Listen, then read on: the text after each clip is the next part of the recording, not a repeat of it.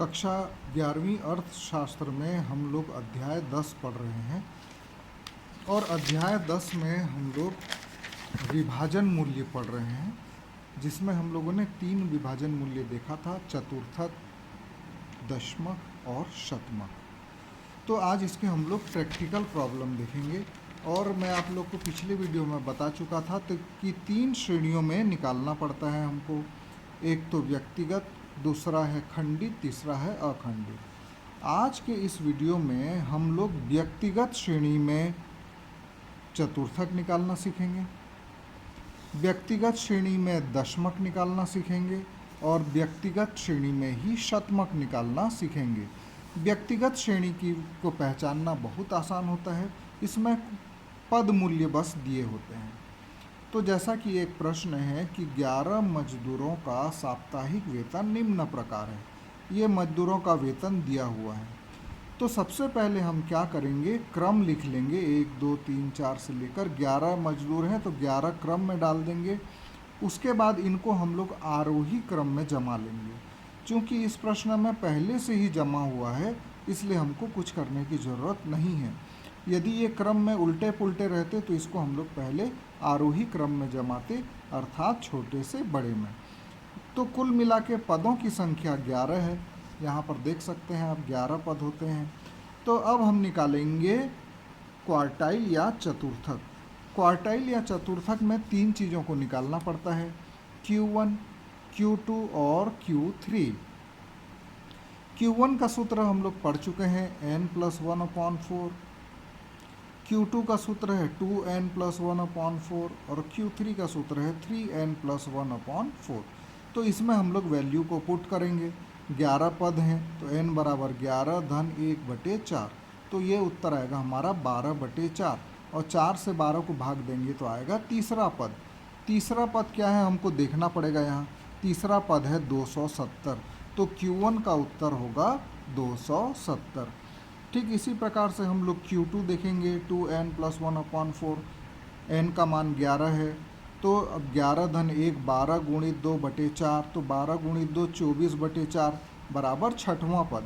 अब हम लोग जाकर यहाँ पर देखेंगे छठवां पद कौन सा है, ये है छठवां पद। छठवां पद का कौन सा है पद मूल्य, 287।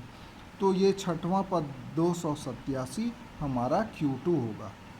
अब Q3 ठीक इसी प्रकार से निकालेंगे, आएगा 36/4।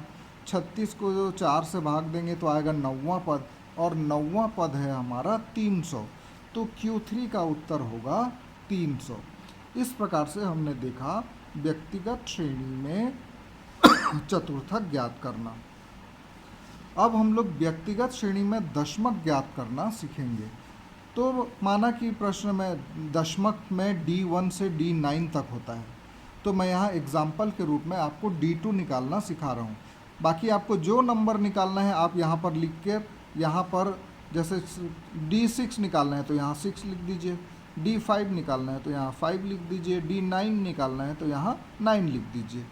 तो 1 से लेकर 9 तक जो दशमक होते हैं उसमें से कोई भी दशमक को इस सूत्र की सहायता से हम लोग निकाल सकते हैं। तो D2 का वैल्यू होगा 2n+1/10। यहाँ पे n का मतलब है 11 पद, तो इसको हम लोग सॉल्व करेंगे तो आएगा 2 गुणित 12/10 अर्थात 24/10। तो 24/10 का मतलब होगा 2.4 पद। तो इसको निकालने में थोड़ा सा मुश्किल है हमारा, 2.4 हम किसको मानेंगे। तो इसको कैसे निकालते हैं, दूसरा पद धन 0.4 गुणित तीसरा पद ऋण दूसरा पद। ठीक है, तो इसमें क्या हो जाता है, दोनों पदों के मूल्य का बीच का उत्तर आ जाता है। तो दूसरा पद है हमारा 250, 250 यहाँ देख सकते हैं आप। उसके बाद 0.4, फिर तीसरा पद ऋण दूसरा पद, तीसरा पद है 270, दूसरा पद है 250। तो 270 ऋण 250, इसको सॉल्व करेंगे तो आएगा 0.4 गुणित 20। अब हम लोग इसको निकालेंगे, 250 धन 0.4 से इसको करेंगे तो 80 आएगा, बिंदु लगाएंगे तो 8 हो जाएगा वो। तो 250 धन 8 बराबर 258, ये हमारा D2 निकलेगा। अब इसी प्रकार से हम लोग शतमक ज्ञात करेंगे। शतमक में 1 से लेकर 99 तक किसी भी पद का मूल्य हम लोग निकाल सकते हैं। जैसे मैंने यहाँ पे 25वां उदाहरण के रूप में लिखा हुआ है। तो P25 कैसे निकालेंगे? 25 n+1/100 सूत्र सब में सेम होते हैं, तो नीचे में बस वैल्यू बदल जाता है। शतमक के लिए नीचे 100 लगाते हैं। 25 n का मतलब 11 पद हैं, हमको मालूम है, धन 1/100। इसको सॉल्व करेंगे तो आएगा 25 गुणित 12/100। तो 25 गुणित 12 करेंगे तो आएगा 300। 300 भागित 100 करेंगे तो आएगा तीसरा पद, और तीसरा पद हम जाके देखेंगे कौन सा है, 270। तो यहाँ तीसरा पद हम लोग लिख देंगे 270।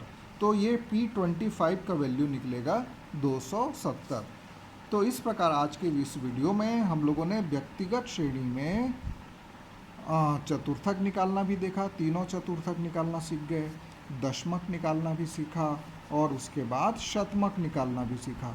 दशमक में D1 से D9 तक कोई भी मूल्य आप यहाँ पर सूत्र में लगा के निकाल सकते हैं। इसी सूत्र में यहाँ पे 9 निकालना है तो 9 लिख देंगे, 3 निकालना है तो 3 लिख देंगे। और शतमक में 1 से लेकर 99 तक कोई भी पद का मूल्य हम लोग निकाल सकते हैं इस सूत्र के द्वारा। अगले वीडियो में हम लोग खंडित श्रेणी से चतुर्थक निकालना, दशमक निकालना और शतमक निकालना सीखेंगे।